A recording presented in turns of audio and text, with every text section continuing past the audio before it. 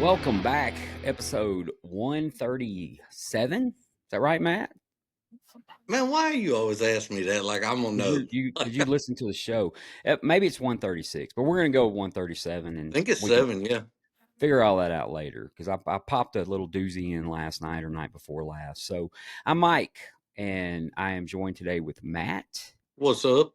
and Shalena. Is that correct? Is that how I say it? Shalena? Yep. Yeah. Okay. Like Selena with an H in there. I got you. Right. Okay. Right. That's right. So today, special guest, Shalena. Shalena, where are you located? What town? I live in Tyler, Texas. Tyler, Texas. Matt's favorite city in the whole world. One of them. One of One of them. them. Never been in jail there. Never been in jail, but I tell you what they do have that I have driven over there with some other Alcoholics Anonymous members is Texas Day Brazil. There you And go. we'll go over there and drop 50 at that place in as Yeah. quick as you can bat your Now eye. let me get this right. So I'm not. So I ate at one in one of those like that in New Orleans when I lived down there, and it's just a place with all the meat. Yes. Yes. Yeah, that is just, it grosses me out. I don't have a problem with meat, but when they bring it out like on a sword, like they had Yes. just Yeah. slain some beast. It's like, hey, we And found this skunk in the parking lot. You want a yeah, piece? I'm like, yeah, right here on my plate, baby. yeah. It's just kind of, I don't know. I kind of got grossed out. Maybe it's just so much meat. You get like the meat sweats, Yeah, and then yeah. you say something and they're like, well, there's a salad bar over there. You're like, yeah, You wuss, yeah. Let me use blood as my salad dressing. Yeah. Carnivores. Exactly. So, Matt, introduce Shalena. Let's hear. Let's talk Well, about her. so she's gonna tell us her story. She is in our buddy been on the podcast many times, Lisa. Uh Lisa's relocated to Tyler area and they're in the same kind of home group, the Alpha group down there. And Lisa said, I know a lot of cool people that I would like to hear their story. So again, you never have to twist our arm. We're always ready for that. So, but you got sober in 2019. I'm sure you're going to tell your exact sobriety date, but you just take it away. Well, thank you. I appreciate the wonderful introduction, Matt and Mike, and it's very nice to meet y'all. Yep, I got sober on April 2nd of 2019, and that was not my choice, really. I had nothing to do with that. So I'm thankful for God's grace and getting me in the rooms of Alcoholics Anonymous. So I guess I'm what they call a first nighter, is what I've been told. And so what that means is that the first time I ever walked into AA is the first day that I got sober. And so I came into Alcoholics Anonymous. Of course, it wasn't a great experience. We all don't come in as a winner, that's for sure. So a little bit about me. I grew up, kind of had a rough little childhood, a lot of us do. And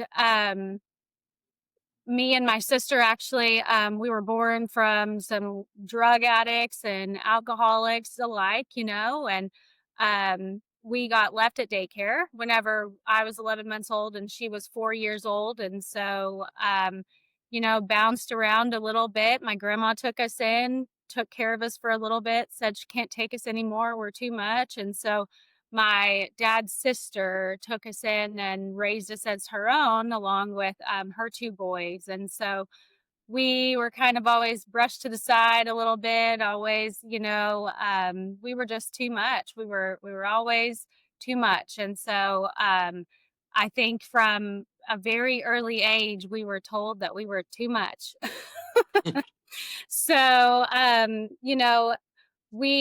kind of had a normal childhood after that. I chose to do every opposite action of what my sister did because I saw the trouble that she got in. So I didn't want to do that. But instead, what I did was the exact same things, just behind closed doors instead of out in public. So I was still drinking and I was still partying and I was still, you know, lying, cheating, scheming, doing all the things. I just was a little bit better at hiding it than she was. That was about it.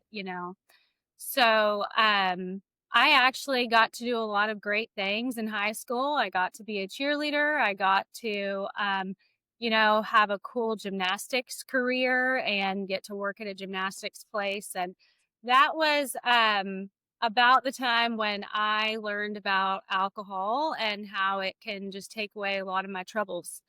And so, I had a cool job because I worked at the gymnastics place. So on the weekend, that's where we got to hang out and drink beer instead. So we got to do that. And I made friends that way because I had a cool place to hang out. And so it didn't matter who it was or where, what it was. It was what we were drinking. It was always a fun time over the weekends. Now, I will say that there was always a time when I should have known I had a problem and never did because I was always the last one drinking, and I was always the one that took everybody else's, and so nobody really wanted to drink with me anymore because I drank too much, or I stole theirs, or I wanted to drink way too long after the party was already over. And so I think that's kind of whenever I learned a little bit more about how I was too much again. So, going into, I was able to graduate. I was able to do some good things academically. And then, myself got in the way again. I went to college and, I graduated really early with an associate's degree and decided I was going to take some time off from college because I deserved it because I worked so hard. So what did I do? I went and drank. Mhm. I found a new boyfriend of the week and worked and drank and drank and drank and drank my ass off as much as I possibly could. And never thinking that I had a problem. People would always say, "Man, Shalena, you're too much. You drink too much. You do too much. You're just too much." And so I said, "Well, I don't like you guys anymore. I'm going to go find some other friends, that don't think I'm too much." And so I would bounce around from guy to guy and trying to find somebody that didn't think I was too much. And I was about 19 years old whenever I met my first husband. And he actually was more than I was. So I was intrigued. I I've never found anybody that was, brighter, You funnier. were the conservative one of the group Gosh, for the never first time. person ever in my life. And so I was definitely attracted to it. I thought it was cool. And it wasn't too long after that before, of course, we found out we were pregnant. And my family's like, "Well, you're gonna get married or you're shunned out of the family, kind of thing." And so we, were young and dumb and 19 and 20 and we got married. What do? You're pregnant, so you get married. So that's what we did, relocated to Wyoming, where he was from, and tried to raise a baby and tried to a sick baby at that. She was born without two parts of her brain. She was born with some Mm. stomach issues, had surgery the day she was born 6 weeks early. We just had she was a mess. She was a lot to deal with, and it was a lot of heartache and problems. And my husband was spending every single weekend in jail trying to do his probation and try to be a family man, which was funny, looking back how stupid we were. And I thought I was living the life. I thought here I am being able to raise this baby and everything. And so needless to say, another kid came and drinking came back because I couldn't handle life. I couldn't handle how hard life was. I couldn't handle anything at at all, and I couldn't handle the fact that my husband was cheating on me. And so I played the victim for a little while and said, poor pitiful me, so I'm going to drink my life away. And so that's kind of what I did for a little while until I pretty much got told, you're going to get your kids taken away if you can't buck up. So I decided to go back to nursing school. I had gotten accepted into nursing school way back when I was 19, and never went. And I decided, well, maybe I should go now. So I went to nursing school, and my daughter got sick again in nursing school, and I missed some days that I had to miss, and I ended up quitting because that's what I do. I don't finish anything at all. I quit everything because I'm good at self-destructing. So I drank my life away again, started drinking really bad, and ended up getting my first DWI, and did that, rolled my car 8 times. And my brother pulled me out of the car that night. It was a very, very cold night in San Angelo, Texas. And he and a highway patrolman pulled me out of the car, and the highway patrolman was talking to my brother, letting them, he was trying to clear over the mess and everything while I'm sitting in his truck and everything. And I ended up peeing in his floorboard that night because I didn't want to get out of the truck and pee and go to jail of because I was intoxicated. I didn't realize I had just rolled my car 8 times. So I thought I was being smart that way. But that was the first time. That was one of the first times I went to jail, and had some repercussions for my actions. But the crazy thing about that and quitting nursing school and everything is that I didn't learn my lesson. I don't learn very easy. I don't learn that I have to take everything to the extreme and learn the hard way. So needless to say, all it took was to another guy. So here's a new guy and here's a new life, and let's try something different, right? Well, that didn't work, and I started drinking all over again, and life got bad again. And so well, needless to say, I I ended up trying to make my family get back together with my ex-husband, and along came our third kiddo. And after Landon, life was crazy, crazy, crazy. While I was pregnant with Landon, he was cheating on me again. And so we broke up before we ever really even got back together, kind of thing. And um, raising 3 babies by myself, playing the victim, poor, pitiful me again. So what did I do? I found a new man. So, brought another man in, and thought life would get good again, and was drinking through it and everything. And, life didn't ever change. Life didn't ever get good. I, of course, picked the worst men ever at the time. And so that wasn't working out for me either. So we get down to about a year and a half later, and I tried to commit suicide. I didn't want to live anymore. I was drinking. I was, just bad relationships, trying to raise kids. Life was just life. And so I tried to commit suicide, and I actually stopped drinking after that. I stopped drinking for 4 years. I didn't know anything about alcoholism, even though my family was all full-blown alcoholics by then. I didn't know that I was an alcoholic. I was completely delusional, and I thought that life was so good. I was living the good life. I was not drinking. I was, doing such great things in life, being a kick-ass single mom. And what did I do? I found another guy, you know? And so, the eighth one's a charm or something like that. And so, you know, um, found him. We decided to move away. I thought a geographic change was what was going to do it for me. And instead, I decided on the fourth year that I was not drinking, I decided to celebrate it by getting drunk because I'm an alcoholic. What do you It do? makes perfect sense, you know. That's just, yeah, let's just throw away your life, So, that was actually the turning point in my life when alcohol stopped being my choice.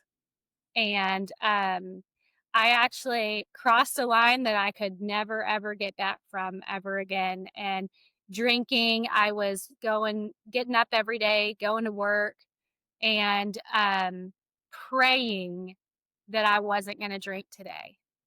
I would somehow come home, kids in tow, and find myself crying in my beer every night. I thought I was okay. I thought I was being a good functional alcoholic. I'm still feeding my kids. I'm taking them to school, and I'm paying my bills, so I'm fine. And yet, every single night, I'm just praying that I don't wake up the next day.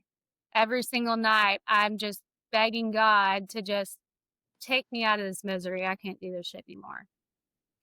Well, April 1st, 2019, that was, fast forward a good 8-9 months of alcohol not being my choice anymore.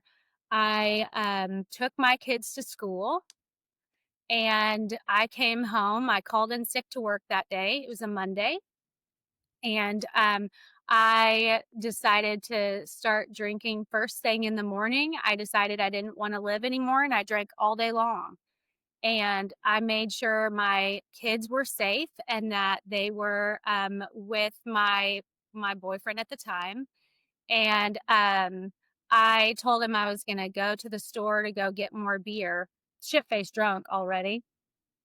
And I decided I didn't want to live anymore, and I ran my car into a semi truck head on. Wow. And I tried to kill myself that night. And boy, was I mad at God. I was so mad at God that I didn't die. Man.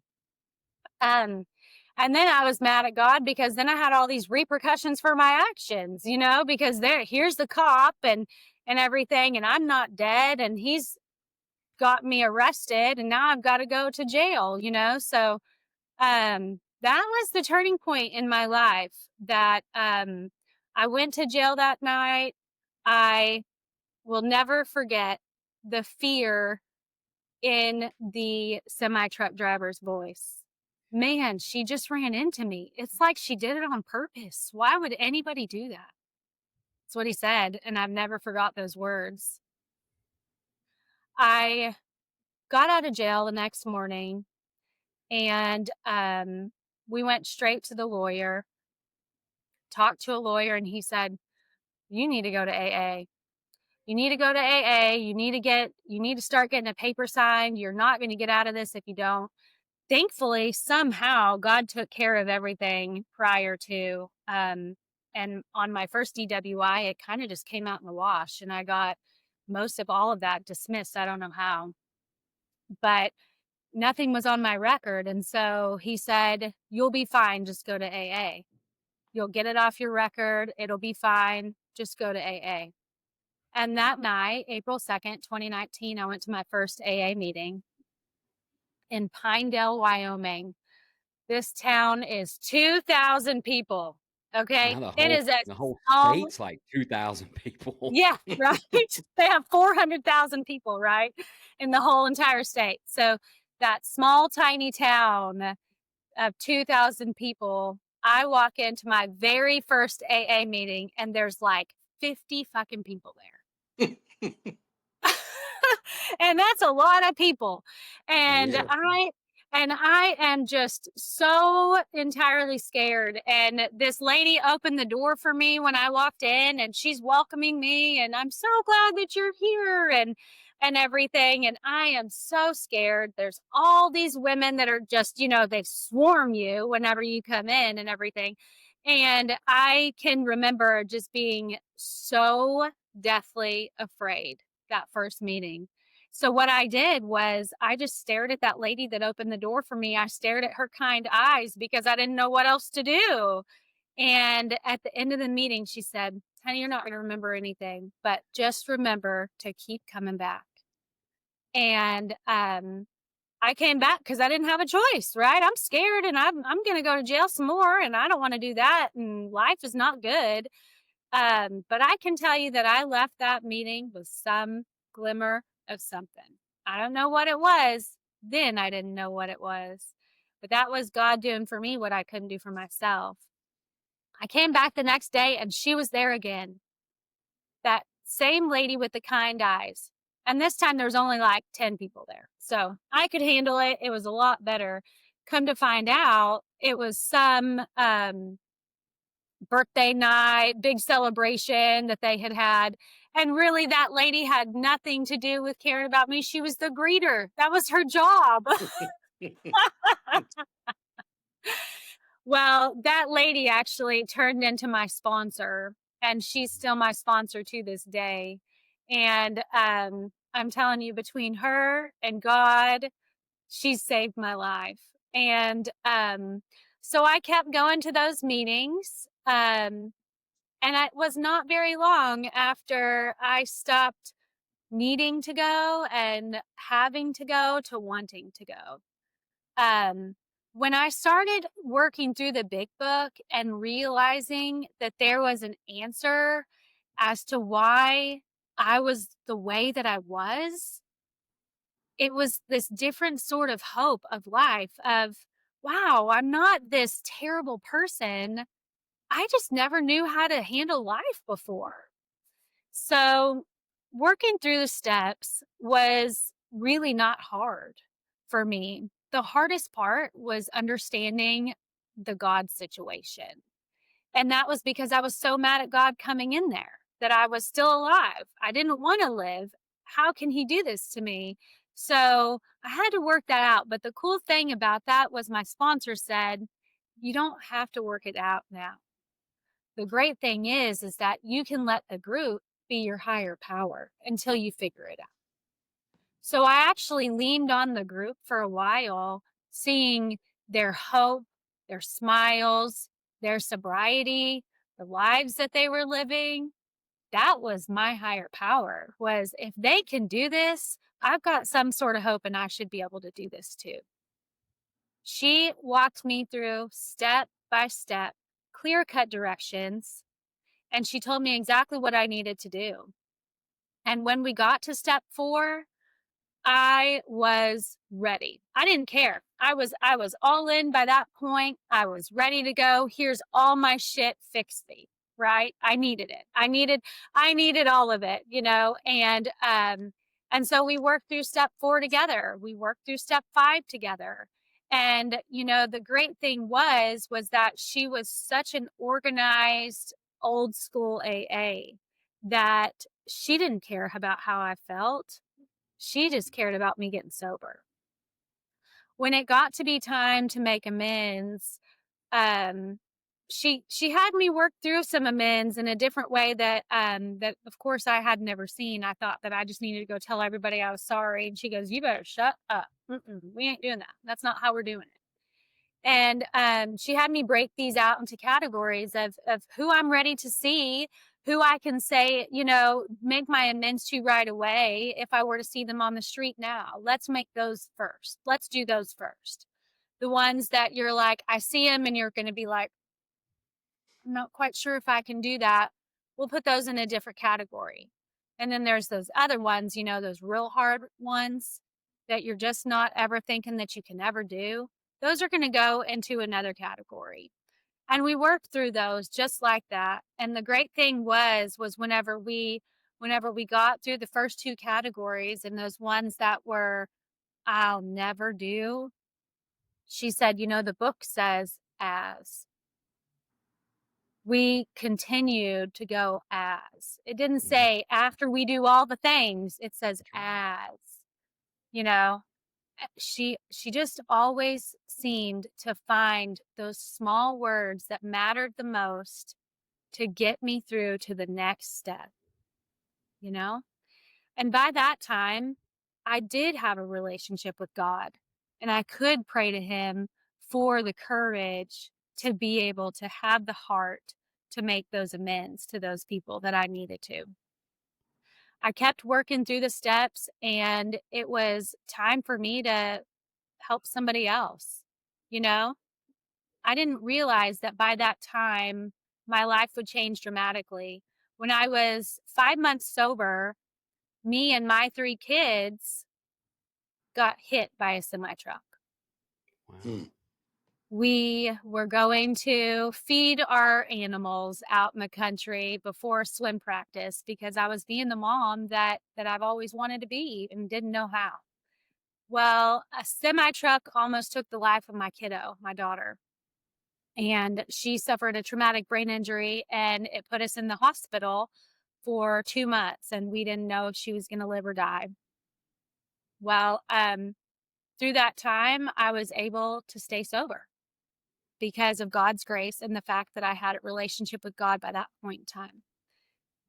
I was also able to stay sober and be the mom that I needed to be right at the right time. We were able to work through that together as a family. We were able to work through that together as emotionally sober mom that I've always wanted to be. Fast forward a little bit of time, we did go ahead and move to East Texas. That happened in West Texas, and we moved to East Texas, and I had a real good job offer and everything, and finally got to start using some of the schooling that I had done, sporadically throughout the time of my life. And of course, there was another man that got involved. This time, this time that We man figured.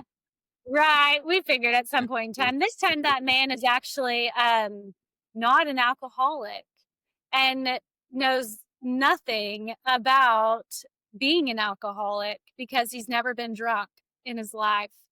Wow. Um, Kind of funny. Definitely the opposite of what I typically go for. and and is actually my wonderful loving husband to this day. But the great thing was that he was supportive of my recovery and always has been, and knows that AA comes before anything else in my life. Now, I have gotten to sponsor some wonderful women, and I have got to be able to share this message. But being able to be a part of this wonderful group of Alcoholics Anonymous, no matter where I live, has been the biggest game changer to me. Just having that commonality, being able to know that when you walk into a meeting, you feel at home, and walking into a meeting and getting to see that next girl that is so broken is such hope to me. Such hope. Hope that we can just go and continue to help save lives and work people through these steps. Um, this has been a game changer in my whole entire life. It's been a game changer in my kids' life.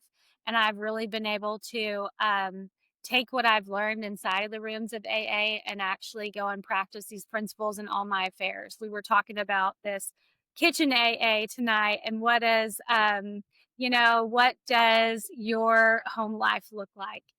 And the cool thing is that right now I've got some wonderful kids and a wonderful husband, and also a kid that is one of us that's struggling. And, I actually have a program that I can work, and I can work the other side of the coin of it and give that kid to God. And so the great thing is that AA works in all aspects of your life if you let it. If you work Hmm. the program, if you have a sponsor, if you work with other women or men in your life, um, it can actually work. Who would have ever known? So that's really my story of AA and how I got sober. So That's that's I have a that. question. I want to back you up just a little bit. Okay. you were talking early on about the drinking up to before you took the 4 year kind of drought or not drinking and then the suicide stuff, right? Yeah. From leading up to early on drinking up to that point, you said your family had a lot of alcoholic behavior. Was there anywhere along the way that people were like, hey, you may want to cool this out? You may want to get some help. Was there anything like that? From day one. From day one. From the minute that I was 14 years old and my friends were like, Shalena, you drink too much. I'm like, whatever, y'all just need to learn how to Yeah. party. You know, when I'm 19 and when I roll my car and they're like, I think that you have a problem. I'm like, no, I just had other issues. I was just this instead. You know, whenever I'm 21 and I stopped breastfeeding my kids so I could start drinking alcohol again, and the doctor said, you might have a problem considering the motive here. And I said, Yeah. no, Yeah. I'm, Yeah. it was always my whole life. Mm-hmm. And So you I openly just asked admitted it? that. You openly admitted that you quit breastfeeding so that you could drink? Yeah, no, not in that sort of a way. What I did was I really wasn't producing enough milk to keep up with Yeah, him, and I said, I "Oh, got you. it's fine. I'll just stop, and then I can start drinking again anyway." And he was like, "Hmm." Hmm. It was a Hmm. little to him, yeah. And so it was not a good conversation after that one. So Yeah. your Yeah. husband's never seen you drunk. My husband has never seen me drunk. Does He he ever wouldn't be do my you ever husband. think about that? To me, I, that you know, still amazes me. I think about the fact that I never would have scored him if he would have ever seen me drunk. That's true too, I guess. But He would have never put up with that shit ever. Mm-mm. it just amazes me sometimes, especially when I hear these stories that the people that are in our lives for so long, and after you stay sober long enough, other people are going to come into your life and be a huge part of your life that have never can't even imagine you being drunk. Yeah, And you know, I can only speak for myself, but in my head, I'm thinking, man, I was drunk for so many years. How did they yeah, miss it? You know, of course, you know, I'm talking grandkids and stuff like yeah, that. You know, once those guys come along and they get to be 9, 10 years old, you know, they have no clue. And it just amazes me how big a part of our life. So I can only imagine a spouse that's got to be yeah. huge. I went to our my 20-year high school reunion a few weekends ago, and one of the girls I said hi to and stuff. I said, "Okay, I'm leaving and it's 8:30. I'm tired." She goes, "What?" And I Yeah. said, "Yeah, I don't stay up late anymore." And she goes, "You mean party anymore?" I go, "Yeah, I'm actually sober." And she goes, "Wow." Yeah. So that was quite a shock to my high school friends that I was sober. I took my youngest daughter. She was like a year old when I went to treatment. So my older kids do remember some, but Yeah. I get out of treatment and I go to meetings. I'm doing all that stuff, and a few years go by, and she kept asking me, "What are you doing at those meetings? You know, why do you go to these meetings?" And so I finally took her when she was 5 or 6, and didn't say, didn't really. I just said, "This is where I go," and she came in there, sat in the meeting with us, and she was listening. And we got in the truck, and it's those God moments that kind of let you know. And so we got in the truck to leave, and I said, "Well, what did you think about the meeting?" And she said, "I liked it, but I have a question. Why was everybody talking about alcohol?" And it just me driving down the road, and I was like, "She's never seen me with alcohol. We don't have alcohol in my house. Yeah. I don't talk about it at home." Like, and I was just like, "Thank you, God, one of my children does not remember their idiot drunk ass dad," you Yeah. know? And Yeah. but it befuddled her. Like, my dad just drives over and all these people just talk about alcohol in a room, and but anyway, My kids were it, um my kids were 11, 9, and 5 whenever I got sober. And so they, they saw their mom plenty of times Mhm. doing all the things. My daughter now, she's 17, she's a senior in high school graduating. And she is the most sane person out of all of us. And that's the coolest thing, is to see that these people that I have put through so much hell can still come out on top and pretty, normal. And it's because we're very transparent in our home. We talk about drugs, we talk about alcohol, we talk about alcoholism and addiction in our house, because we want our kids to make sure that they're prepared for what life throws at them and Sure. what is in their blood, because it's in it deep. Yeah, absolutely. So, It's Mine and a lot of other folks kids have been brought up through here, and they just, especially my youngest daughter, I mean, she comes all the time, and she's on it. I mean, she understands what's going on. And we were in Walmart one day over here, and a lady that was in a sober living house, um that I knew from a treatment center, was in there shopping. And she said, "Hey, how you doing?" And we just said hi and went on. And we were walking off. Andy was 6 or 7, and she said, "Who was that, Dad?" And I said, "That was a friend of mine." And she said, "Was she one of those people that can't have one drink, because if they do, they'll have more than one drink?" And I said, "That's exactly what that was." So I was like, "You've been listening a little too good." So yeah. but anyway, so Mhm. Let me tell you, this thing has a tremendous ripple effect on the family. My kids were 13 and 11 when I got sober, and to be honest with you, they didn't think I would ever get sober. I was kind of estranged from them.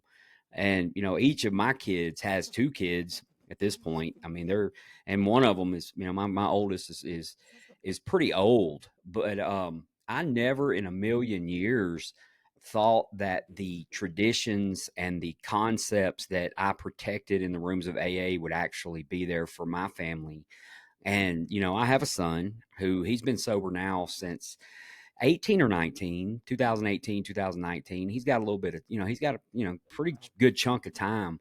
And he would not have known, he would have figured it out eventually. The state of Louisiana had a plan for him, but Mhm. he went to the rooms of Alcoholics Anonymous. He got sober, and he had a sponsor, and he knew exactly where he could go. And you just, and I say this, but now it's almost impossible to think. Those two kids pick up the phone and call me all the time whenever there's something in life that they just need to talk about. And one of them's 1,800 miles away, one of them's 2,400 miles away. So it's just the ripple effect of recovery is just so amazing. And the Right. longer we keep coming back, the That's more right. that kind of stuff reveals itself. It really does. It's just Mhm. amazing. well, the flip side of that too. I've got my oldest son is 24. He's in the military. He's been in for several years. He's stationed in Hawaii. He's literally on the beach, basically. 24. He's single. He, been a few places already. He's been in overseas some. And but I got out of treatment, and he's getting ready to go in the military and moving from high school to going to. And I told my sponsor, I said, "Man, I want to talk to him about this drinking thing, and how it runs to our family and all that stuff." He said, "You got one time." He said, "You can talk to him, you can tell him you're in, and then you butt out." He said, "He's old enough, he's a grown man, and you let him have his experience like you had yours." And I know he goes out there and drinks some cold beer, and he's got some tattoos, and he likes going on the beach with the girls. Hey man, more power to you, And Well, besides um the beer, Matt, what's wrong with any of the rest of it? none of it, not none of it. I mean, hey, it's not even nothing wrong with the beer if you're not one of us. That's Mhm. what That's true. normal people do. They can have a cold beer, but I just can't. And it's nice though that it doesn't put that between me and my son, of like, "Oh, here's Mhm. my dad, he's gonna say something." I don't say anything. I mean, and he knows I'm there if something's going on, and I let it roll. So Yeah. Mhm. You truly understand where the ABCs of Alcoholics Anonymous, and B being that no human power could have relieved us of our alcohol. You truly understand that when it's a family member and Mhm. you have recovery, and for some reason, especially as a parent, you think you can fix them. And hmm probably my biggest struggle in recovery since the day I got sober was when I went through that with my son. And Mhm. I had to let go. get out of the way, let God do his thing. And then, here we are right now. And So Tyler, it doesn't seem to affect him at all. And I don't mean to make it sound like he has an issue, because I don't think he does. I think he's just being a dude that's 24, that's single and in Hawaii. You know yeah, what I mean? So, Selena, Tyler must watch the show because he's explaining himself now. Now he's going no, back no, no. playing all He's the like, things. it's okay to run on the beach naked. Tyler, go ahead, bud. Hey, look, I did all that stuff sober. I don't even Well, need the yeah. alcohol, Man, so. it wasn't a beach. It's a sand pit at a golf course. And I've told you that 100 times. Sober or not, they're going to take you away. You got to ride with them. Yes, yes, that is true. That is Well, true. Matt, we're going to let Shalena finish her night. I do have a Okay. couple announcements I got to pull up, though. Okay, bud? Do And it. I think I sent these to you the other day. I got to find them. But we have some new countries that we're listened to in. And we are actually in 41 countries now total. Wow. And 41 countries. And I have not talked about this in a long time, but we haven't done a regular me and you back and forth. And so I gotta make sure these countries are represented. If I can find it, where's it at? You just didn't I send it to you the other day, Matt? You did. All right, Let me see if I can. come on. Oh, there it is. Here's my announcement music. Yeah, we gotta have announcement music. We're real professional, Yeah, real professional. very, very. So, Matt, Panama. Someone in Panama. I know that's your favorite Van Halen song, but there's a Panama City. country. No, Panama, the country. I think it's somewhere in Central America. Morocco, Wow. Argentina, Spain, Serbia, and Lithuania have now joined where people are listening to our show. So, and one of those, I'm not going to say which one, is actually the drinking capital of the world, the entire world. So, I'm gonna go. Are we? Are Is we this guessing? a pop quiz? no, I don't no. need to Do guess. you know it? Do you know what it is? It's got to be Spain or the other one. The last couple you read, Serbia. I think Okay. Morocco. Yeah. Morocco's a good one. All good guesses because I'm sure this is all of these are really Lithuania. Really? Yeah, yeah. Couldn't even tell you where it is, to be honest with you, but Right. My I green think it's the old sponsor, Czech Republic. Yeah. my What? grand sponsor, she goes, my grand sponsor, she's located in California, Nancy Mhm. K, and she's got 50 years of sobriety. She's 80 years old, and she travels Wow. from country to country to country telling, her story. She is a wonderful speaker. She is just phenomenal. 50 She does years. a lot of work in AA, and has a Wow. really cool little family tree going on. She's 50 amazing. years is amazing. And your That's sponsor great. is amazing. Some Yes. of the stuff I heard you She, say about your sponsor and the use of just one word sometimes can change the vision that we may see in our recovery. Me, like a lot of folks, man, I walked in the rooms, I saw step 9 and I said, nope, nope, mm-hmm. I'm not doing that. And it took me probably 11 years to actually take AA seriously. I was in and out of those rooms I got sober in 2011. I was in those rooms from 2000 to 2011, back and forth in it, and never even once attempted to do a step, Matt. Mm. Thank goodness I did, Yeah, I'm glad you did, man. I'm glad you Yeah. and did. still do. So we're gonna let them go. We're gonna roll, Matt. You ready? You ready to get back to the golf course to I'm catch some ready. more? Yeah, I have a shirt on, but no other clothes. So I'm ready to go Well, running as soon as it's the over. best thing about doing a podcast with your face up, you can just wear whatever. Well, So or I could stand up. No, I'm I kidding. got a flight to catch in a few hours, so I'm going to try to publish this thing. It'll probably be Tuesday because I will not be back here to Nevada until Tuesday, but I'll have it out on air Tuesday instead of Sunday morning. It'll be Tuesday morning. If I get lucky, it'll be done before that. But I'll let Matt know. He can let everybody else know. And it's So on Spotify, Apple Podcast app, YouTube. You YouTube, can it'll be hit on any of everything the those. following day. Yeah, and you guys listen, if you hadn't subscribed or followed, whichever one they call it, if y'all like it, share it with somebody, tell somebody about it. If you don't, tell your enemies about it, is what we say. So Well, Either way, Shalena, thank you again. Great thank story. you. Loved it. Loved it. Thank you And very much. It was really nice to be able to be on with y'all tonight. So y'all have a good we night. Thank you. Take care of yourself. we will All see right. you again from Reno, Nevada, Bossier City, Louisiana, and Tyler, Texas. We have been the Grouch and the Brainstorm.